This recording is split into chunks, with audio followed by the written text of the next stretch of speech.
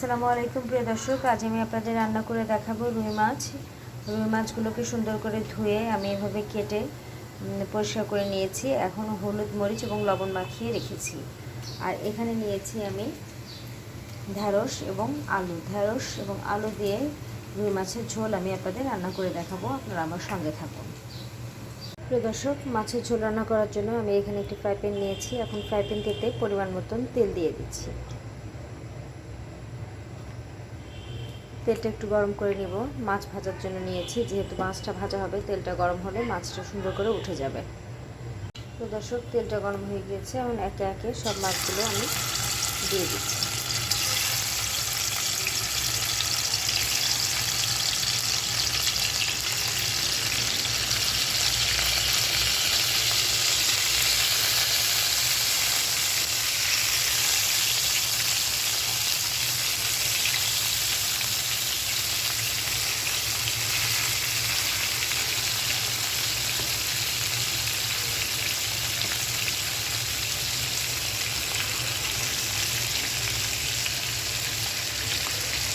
মাছগুলোকে লাল করে সুন্দর করে ভেজে নিচ্ছি। তো দর্শক, মাছটা ভাজা হচ্ছে। এখন আমি মাছগুলো উল্টে নিচ্ছি।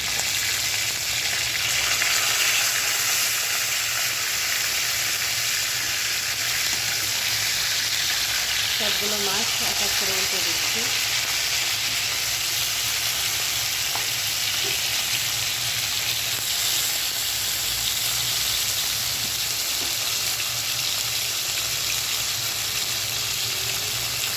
তো বন্ধুরা, মাছগুলো ভাজা হয়ে গিয়েছে। এখন আমি তুলে নিচ্ছি। তো দর্শক, মাছগুলোকে সুন্দর করে ভেজে এভাবে উঠিয়ে নিয়েছি। দর্শক, মাছ ভাজার ফ্রাই প্যানের ভিতরেই আমি পেঁয়াজ দিয়ে দিচ্ছি। আমার মাছটা নিজে একটু লেগে গিয়েছিল।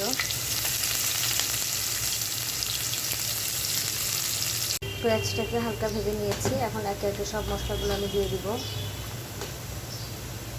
প্রথমে দিয়ে দিলাম লবণ স্বাদ মতন, জিরা পেঁয়াজ রসুন বাটা 2 চামচ,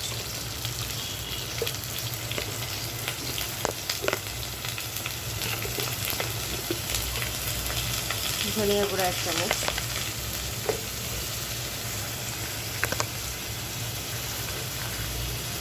হলুদের গুঁড়া আধা চামচ, মরিচ পরিমাণ মতন আপনারা যে যতটুকু খাবেন আমি এখানে 1 চামচ পরিমাণ দিয়ে দিচ্ছি। মশলাটা সুন্দর করে তেলের ভিতরে ভেজে নিচ্ছি।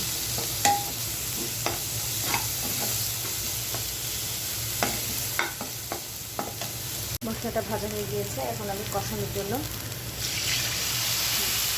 অল্প পরিমাণে পানি দিয়ে দিলাম।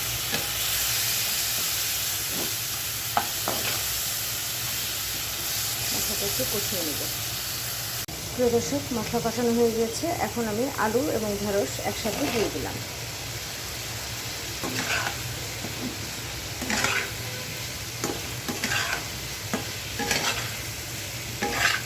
সব মশলাগুলো তরকারির সাথে একসাথে ভালো করে নেড়ে চেড়ে নিয়ে 2 মিনিট আমি ঢাকনা দিয়ে ঢেকে দিয়েছি। ঢ্যাঁড়সের ঢাকনাটা সরিয়ে নিচ্ছি। আলু এবং ঢ্যাঁড়সটা সেদ্ধ হওয়ার জন্য অল্প পরিমাণে পানি দিয়ে দিলাম।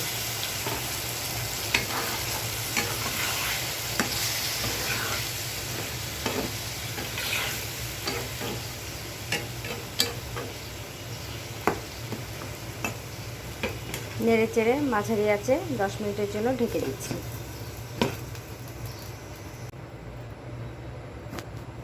প্রিয় দর্শক, মাছের ঢাকনাটা সরিয়ে নিচ্ছি। দেখতে পাচ্ছেন আলু এবং ঢ্যাঁড়সটা আমি কষিয়ে নিচ্ছি।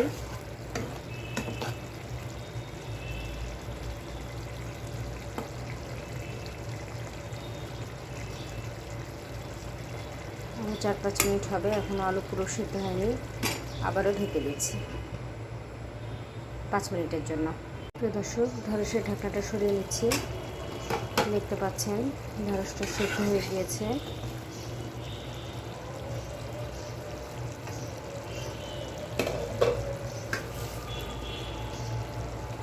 এখন আমি মাছগুলো সব দিয়ে দিচ্ছি।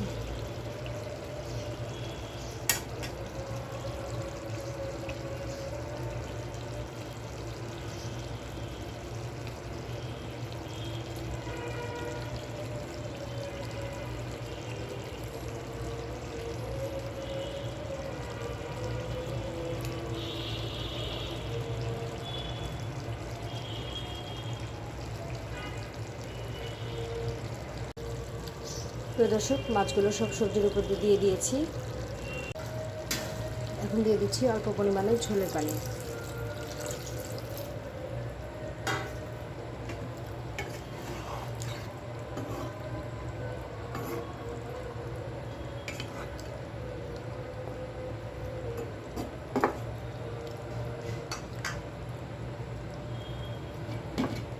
আবারও ঢেকে দিচ্ছি। প্রিয় দর্শক, মাছের ঢাকনাটা সরিয়ে নিচ্ছি। তৈরি হয়ে গিয়েছে আমার রুই মাছ এবং ঢ্যাঁড়স আলুর পাতলা ঝোল। এভাবে রান্না করে আপনারা খেয়ে দেখতে পারেন, ইনশাল্লাহ মজা লাগবে। ধন্যবাদ সবাইকে আমার ভিডিওটি দেখার জন্য। বেশি বেশি লাইক ও সাবস্ক্রাইব করে আমার সঙ্গে থাকুন। ধন্যবাদ। আসসালামু আলাইকুম।